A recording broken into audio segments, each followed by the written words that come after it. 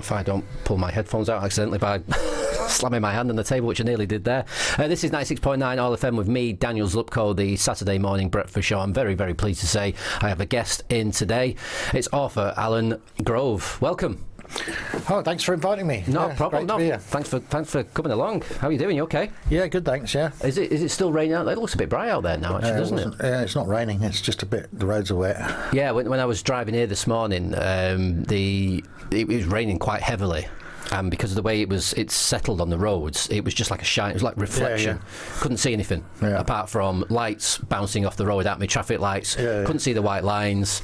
It really quite a weird experience to drive in. And as I mentioned as well at the start of the show, all those dry reservoirs we've been warned about a few weeks ago, they can't be dry anymore after the rain we've had. Filled up by now. Yeah. Surely, especially the rainfall. I mean, it was absolutely pelting down this morning. Yeah. But we're not here to talk about the weather, unless you want to talk about the weather. No. Should we move on? Yeah, let's move on. Let's get to what you are actually here to talk about. So, you released a book called Dadafarin. Yeah. When was it actually released specifically? It's actually been out about a year now. Right. Yeah. And so I've got you on to talk about that. I'll very briefly tell the story of how we met, because it's one of those weird kind of story, bloke in a pub kind of thing, isn't it? Yeah, it is a bit. We were at an event at the end of July it was, and we sat next to each other talking, and you were very, very kind enough to give me a copy of the book. And so I thought, well, I'm going to have to read it. This guy wrote it. He's giving me a copy of his book for free. I'm going to read it. And to be honest, you did not know I did this radio show, did you? Well, no, I didn't know I was going to do it at the time either. I could only just come back. So I read it and really, really enjoyed it. So I thought, let's get you on and have a chat about it. Excellent. So what is Dadafarin, the novel, about? Well, it's about, I guess, social justice. All the things that have been going on in the last year, which took me by surprise, to be honest. I'd not really been paying any attention to anything going on in the world of identity politics, etc. And so it took me by surprise, and then I decided to, once I looked into it, I decided I wanted to write a book from the point of view of someone like myself who'd never come across it before, which is why I invented the character of Dadafarin. Right. So that was one of the questions, actually. Where did the character come from? So it was during lockdown, wasn't it? Yeah, during lockdown. Yeah. And the book is set in lockdown times, the March 2020 onwards. So actually, that kind of answered the question already. Because how did you come up with the character? Because he's an Iranian bicycle engineer, isn't it? A motorcycle engineer. Yeah. So I'm just interested to know what made you think of that. I can in hindsight now, I can see why, if you're looking at it from your point of view, you wanted somebody who was new to, I suppose, the British culture, as it is. So what made you decide on an Iranian? I don't know. Possibly because I'd been reading Thus Spoke Zarathustra by Friedrich Nietzsche, and that's about a Zoroastrian. That might be where the idea of a Zoroastrian came from, because Dadafarin is Zoroastrian. Yep. From a completely different culture, different religion, a religion that not a lot of people know about. I found it fascinating looking into the religion itself, because it is actually the basis of most of the monotheistic religions. Get a lot of their ideas come from there. The idea of good and evil, God and the devil. Even the devil comes from there. Even the story of Jesus walking on water comes from Zoroastrianism originally, and I think not a lot of people know that. No, I did, and I'll be perfectly honest. Forgive my ignorance. When I was reading the book and saw the religions, Zoroastrian. Is it Zoroastrian? Is it Zoroastrian? I was like, has he made this up? Because some of the characters are quite clearly mimics of genuine people. Yes. So Jerome Corbyn, for example. Yeah. I was wondering, is Zoroastrian a kind of a similar thing as in a different name for an original religion, but it's actual. No, it's a genuine religion. It predates Judaism and Christianity by quite a significant period of time. Right. So yeah, it's been around a long time, and as happens with religions, a lot of stuff from Zoroastrian was adopted into the other monotheistic religions. Right. Interesting stuff. So the character himself, Dada, he comes over. It is during COVID times, isn't it? Is it during the lockdown times from memory? Yes. And early 2020. Yeah. Early 2020, and arrives, and. So, we don't want to give too much away because you want people to obviously read the book and find out for themselves. So, what happens? What happens to Dada? Well, he gets put up in a hotel. He comes across the channel in a dinghy, which is also a bit topical at the moment. Yep. He gets put up in a hotel, and there he meets some people working for a charity that deal with refugees, and they basically indoctrinate him into the ideas of social justice. Right. He goes and he attends a BLM demonstration in London. That's based on the actual original, the big BLM demonstration in London, and from there gets separated from the people he's with. He ends up going to a street party, which turns into a bit of a riot. Meets some people from Antifa. Yep. Hangs out with them for a while, and eventually ends up meeting Jerome Carbine. People can guess who that might be. Yes, a politician. Again, and this is based on an actual event that was in the newspapers. I don't know if you remember about the politician in question. He was in the paper because I think it was Rule of Six was in place, and he turned out to have been at a dinner party with 7 or 8 people at it. Yep. I saw a photo of it, and there was a guy sitting in the background who was never identified in the newspapers, and I thought, that's Dadafarin. So that's where that idea came from. Right. So as in there was the actual genuine photo of the event. There was a guy in the back, and you thought, that's him in your mind. I thought that's him. Right. He looked like I would imagine how I'd imagine Dadafarin looked like. So right. That's how that ended up in the book. That's interesting, that, because the book itself, it's got one of those strangely familiar themes to it right the way through. As you're reading it, you can relate to. Well, I found I could, and now obviously, because if it was set during COVID times in real time, let's say. Now, obviously, I recognise the events. I recognise the BLM march. Obviously, some of the politicians' names. But it's interesting. The book does have that strangely familiar feel to it, as in you feel like you know the characters. Once you start reading, you feel like you get to know them quite quickly.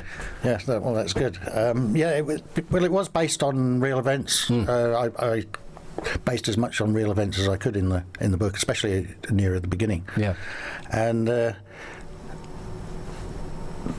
part of the purpose is that people would recognise it and be able to identify with it and see what it looked like to someone who'd come from a completely different culture. Yeah, well, I quite like the idea as well, in coming from a different culture into British culture as it was at the time, and especially I suppose the social justice warrior kind of culture as well, because what I found it gave.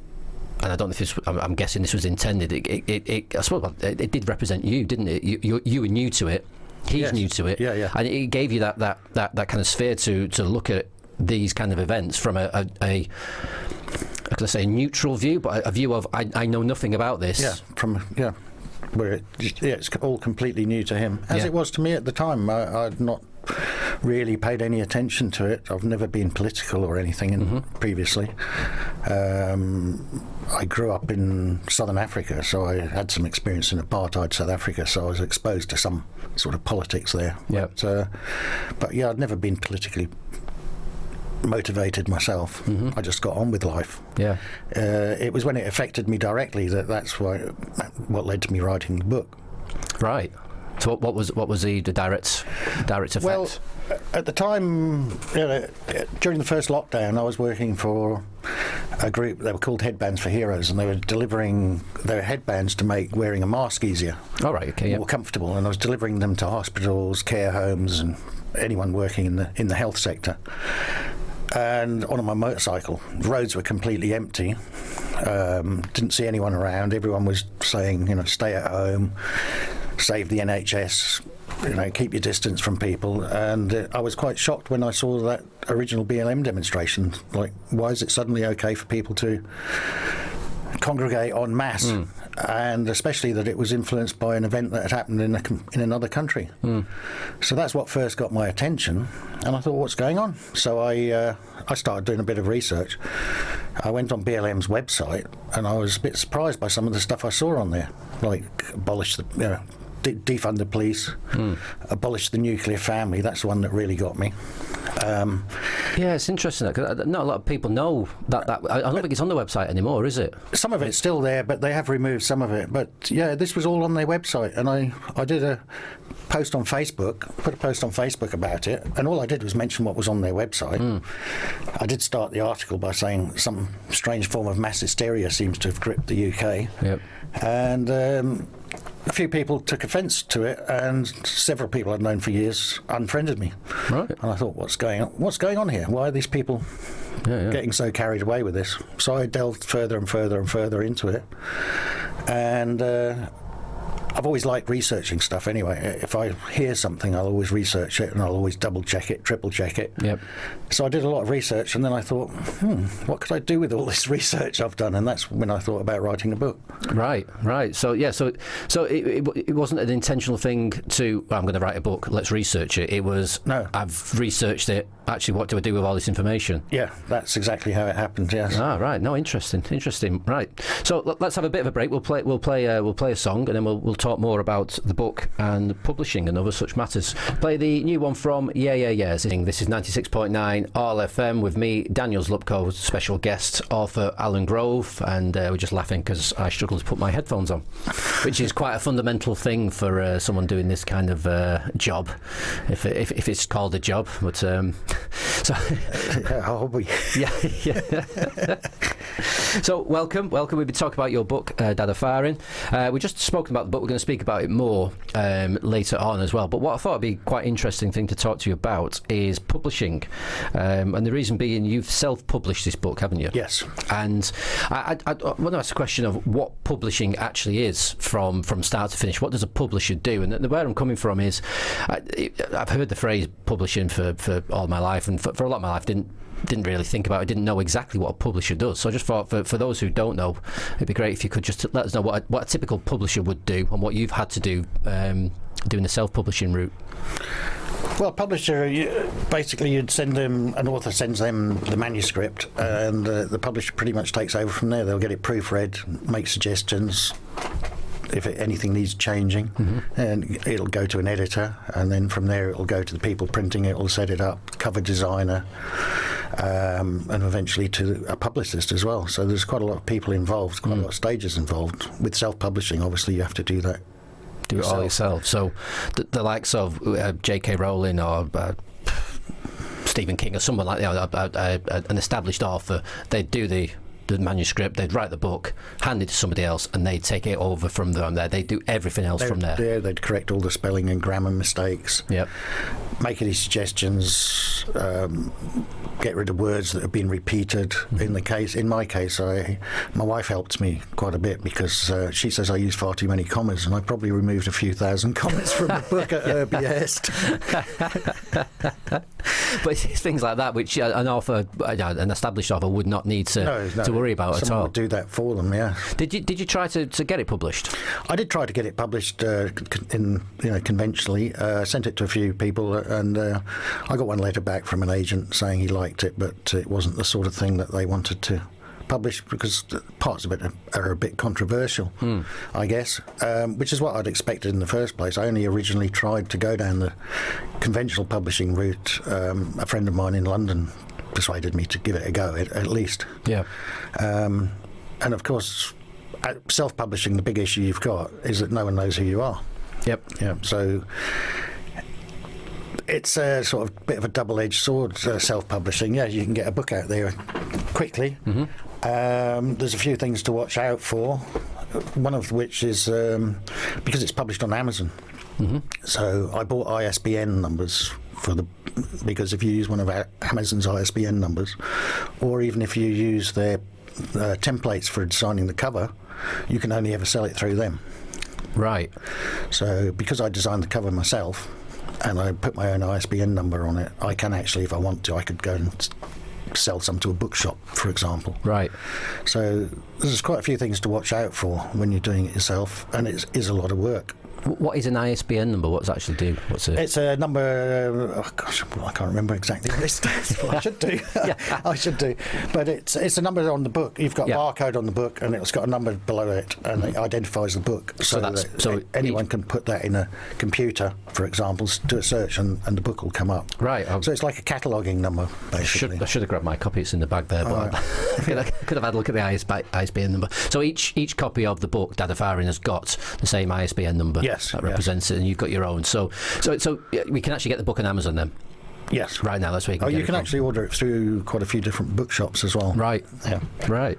So was it quite daunting then? Because I suppose it's like anything. Once you start getting into it and break it down into small pieces, it becomes manageable. But and maybe because I've never done it, because I've never actually written a book in the style you have. When you actually finished it, and you had to self-publish, did you not go, oh God, is it worth it, all this work? Did you just think, no, actually I'm going to do it bit by bit and get it done? I was quite motivated to do it, yeah. And I was very lucky when I wrote the book. It flowed really quickly, really easily. A lot of it didn't turn out exactly how I intended, to be honest. One of the characters ended up completely different from what I'd originally thought of.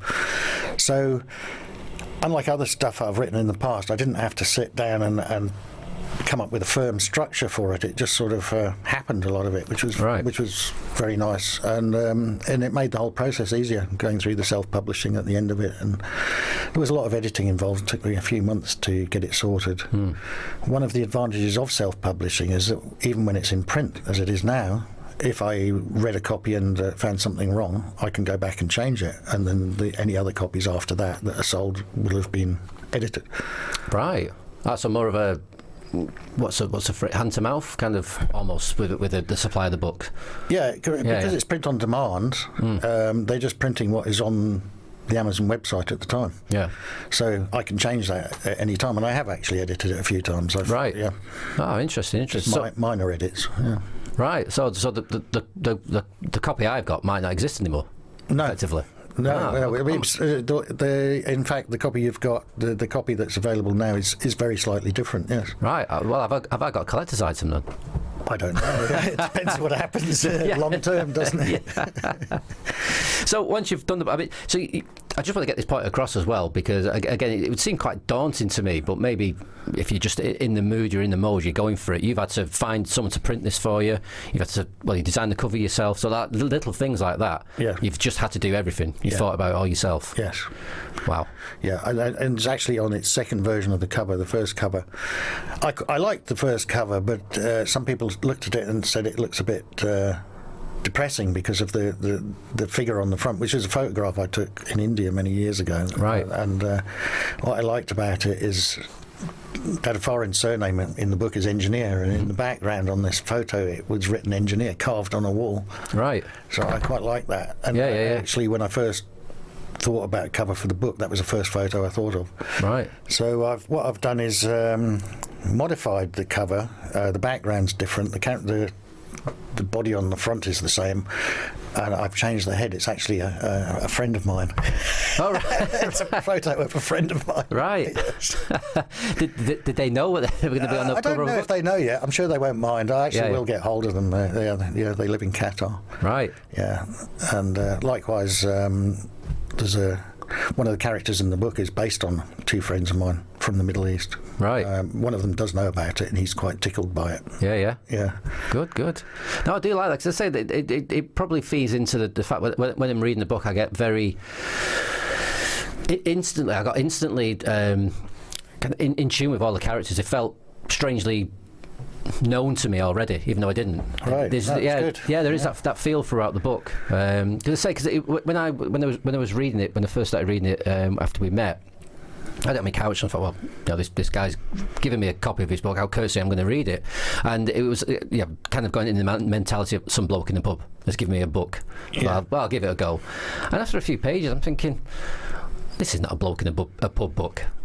That's good. Yeah, no, I was really, I was very impressed. I really do. I really love reading it, and I sent you an email, didn't I? Just saying that I'm going to miss his adventures, finding out what's going on with him. Yeah, he got strange. There was that strange appeal, which is quite hard to describe. So no, I think it's important to stress it's a satirical book, isn't it? Yes, it is. It's satire. Yeah, it's quite some funny moments in it. I don't want to give too much away. My favourite funny line, which I'll read out, and I will stress that the last word in this line of the book is a name of somebody.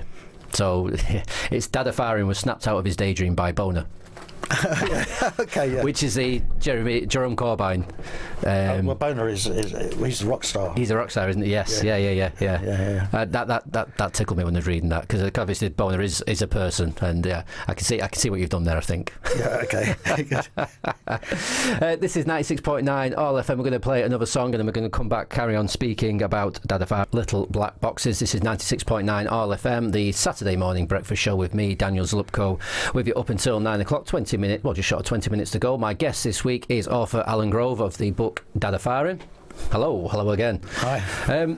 We've spoken about the book, we've spoken about publishing, we're going to speak more about the book. But what I wanted to do, I thought would be quite interesting, is to kind of get a bit of background on the writing process. So anyone who's out there who's listening now who wants to be an author or is thinking about it, just some kind of tips on what you did. Now, we've just said off there, then you might not be the best person to speak to on this, because you just kind of flowed, didn't it? Yes. It kind of came naturally.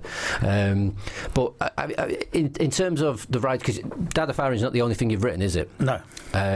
So in terms of, say if I said to you now, we're in that pub again, and we're just having a chat, and you're all right, you've written a book. I want to write a book.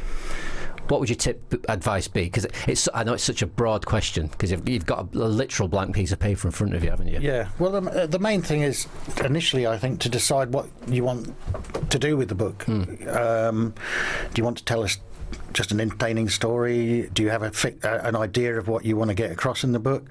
That's where you start working from. As say with Dadafarin, I had the first chapter and I had pretty much the last line, because the book was influenced by Voltaire's Candide, which is one of my favourite books, which is a very old book, satire. Yep. And so I knew the last line was going to be very similar to the last line of Candide. That was going to be deliberate, and I knew the first chapter. And then it was, okay, I want to tell a story about what's happened with BLM, with lockdown, although that doesn't figure as much as other things in the book, and basically tell a story about what I see of how the world is at the moment and what's changing, and the bits about it I found a bit confusing, I guess. I suppose then the tip to come out of that would be write about something you're feeling, something you know about. You've got to be motivated. You can't just say, well, I'm going to write a book, and you have to actually have some passion about it, which I did. And the passion in mine was the fact that some people unfriended me over just having a different opinion, or even just commenting on things. That's all I was doing, was commenting on things. So I wanted to say something about that. So I sat down and wrote the book. It did just flow, I have to say. It took me about 5 months. I had periods where I didn't do it for a good few weeks, and then I had other periods where I was just at it all day, every day. Yeah. It just depended what mood I was in. So that's the other thing. You have to be in the mood for it. I know a lot of authors actually set aside time. In fact, my wife said this to me, you should set aside time each day, but I find that's not how I can work. I have to actually be feeling it at the time. Yeah, I'd imagine that, because if you're not in the mood to write, then it's not going to be that good, is it? No, it's not going to be good. No. Yeah, but if you're in the mood. Yeah, if you're in the mood, there's bits of the book I was just chuckling away to myself as I wrote them, and that's the sort of mood you want to be in when you're writing. Yeah. And that's, I think, when you'll produce the best stuff. How long did it take to write the book from start to finish then? It was 5 months. 5 months. So you just said that, didn't you? Yeah, I did say that, yeah. When I was asking that question, I was thinking, you just said 5 months. Yeah. And I still asked it anyway. But it took about 2 months of editing and stuff, because I had to do all that myself, proofreading, editing. I sent it to a friend of mine to have a look through it. He made some suggestions. And so, it was about 5 months writing, 2 months of getting it right, designing the cover. So when you started writing the book, when you first put pen to paper if you did that, or did you type in? Typing, as people would do nowadays. Would you? Did you think this is where it's going to end up? Did you think, well, this is going to be the structure, or did you just start writing and just flow and see what happened? I had some of the structure in that I knew that the BLM demonstration was going to be in it. I knew that Antifa was going to be in it. Mm-hmm. I did a lot of research on that front. I read quite a lot of books, did a lot of research, all the stuff about Antifa. I read Andy No's Unmasked. Mm-hmm. Got quite a lot of tips from there. Yep. I read Douglas Murray's The Madness of Crowds, which was quite an interesting book as well. Yep. And then a lot of it was based on what I'd seen on Twitter. Mm-hmm. So you see people putting stuff on Twitter, and I would always check it. You know, one thing you've got to watch out for is confirmation bias. You see something and you think, oh yeah, I agree with that. Yeah, very easy. You've got to research it and make sure they're telling the truth. Yes. And not just saying something because it suits their agenda. Yeah. Whatever that agenda is. Yeah. And it's very easy to do. It's very easy to do. I do try. If I ever see tweets and send them on to friends, I'll check the comments first, because sometimes you get you get, actually this is nonsense, and see this. So it's quite a key thing to do. I suppose another tip to come out of that then is there's two tips there: read other books. Yes. And research. Yes. Which probably one and the same thing to a large degree. It's all part of the research. Yes. I mean, I reread the Communist Manifesto, for example, because after finding out how much Marxism seems to be involved in the social justice movement. Right. What got my attention with that was Patrice Cullors, the one of the founders of BLM, stated on a video that her and Alicia Garcia, one of the other founders of BLM, were trained Marxists, and it was the word trained that got yes, that was what got my attention. Okay. So I thought, what's going on here? Yeah. So that sent me on that research. Okay, I want to find out a bit more about Marx. I know a little bit about Marxism, but I wanted to find out more and see what parallels there were with some of the stuff going on. Right. No, that's interesting. So research is a key. What we'll do now, I'll play another song, and I did say this would be a 3-part interview, but I've just lied again. Okay. We'll make it 4 parts, so we'll round up. We're going back to the book and no worries. Some other bits and pieces, if that's all right. If you've got time? Yeah, I've got time. Daniel Zlupko, it's 10 to 9. I've got my guest, Alan Grove. Hello again. Hi. And we were just chatting off there about a few things, and I did say dress warm, because the studio's not been that warm recently, and it's very warm today, isn't it? It's quite warm in here. It's really, really warm. I've got a jumper and t-shirt on, and obviously pants as well. And yes, it's very cosy, isn't it? Yeah. It's like a sauna, but it's nice. It's good. So we talk about your book, Dadafarin. We're going to talk more on that in a second. But just want to ask you about some other projects. Because Dadafarin is not the only thing you've written, is it? You've done other stuff. No. I actually wrote a book years ago, which is not in print anymore. I'm thinking about possibly putting that back in print. It's a very different book. But currently, I write short stories. I've written several recently, which are on Substack, Alan Grove, and currently working on a sequel to Dadafarin, which I wasn't expecting to do. I was actually working on another book, which it wasn't really grabbing me. And then a friend of mine in London said, "Why don't you write a sequel?" And I thought, yeah, why not? So you're working on a different book, not the sequel, and then that wasn't. So just going back to the it being in the mood. So that second book, the different book, wasn't grabbing your attention that much. No, it wasn't. No, I liked the idea, and but I was struggling with it. Yeah. And in fact, I'm even starting to think of a trilogy now, possibly. Right. And that book I was working on will probably end up incorporated into the third book. Ah, that's interesting. And that's set in the future. Yeah. Yeah. And whereas Dadafarin was set in actual times, 2020. The sequel is set sort of could be happening now, or could be just about to happen, and the third one will be set in the future. Right, no, it's interesting. Yeah, but I'm very much looking forward to the sequel of Dadafarin. I did send him say in my email. I was kind of missing his, what he was getting up to and what he was finding out. So the sequel, I'm looking forward to that. But I'm interested in what you've said there as well. The other book you were working on, not the Dadafarin series, and now he's going to potentially incorporate into it. I like the idea of that. This kind of flowing, kind of creativity creativity and switching from one to the other. Actually, that because I think a lot of it's very similar to a lot of songwriters. They do that. So like they'll have bits of song, and then after years, they think, well, I can't find a verse for that. I can't find the chorus for that, and they think, well, actually, I'll stick that chorus with that verse from that different song, and it's perfect. It works. Yeah. No, I like the principle of that. So, if people want to find out more about you, contact details, you mentioned Substack there. How do they go about doing that? Yeah, I'm on Substack as Alan Grove. And the newsletter is called Alien Grove, which is and it's Alan ALLEN. Yeah, ALLEN Grove. Yeah, I'm on Twitter as Alan Grove 15.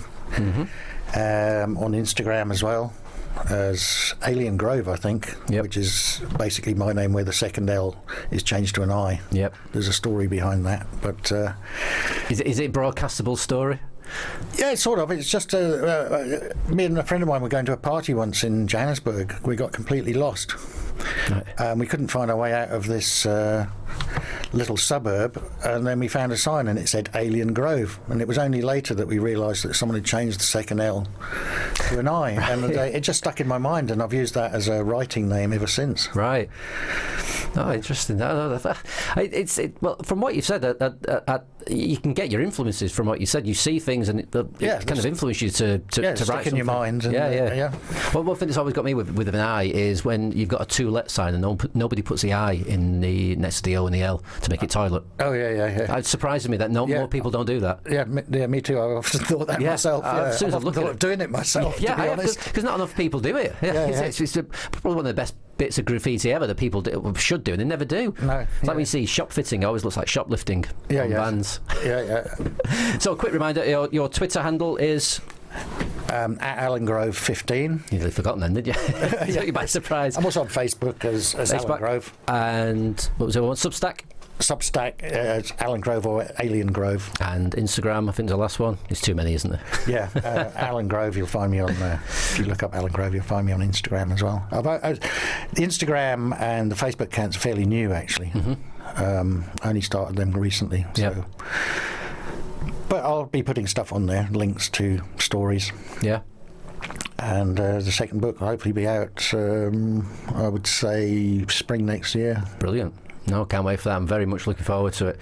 Thank you very, very much for joining me this morning. It's been an absolute pleasure. I hope you've enjoyed it. Yeah, I've enjoyed it. Thanks very much for having me. Good.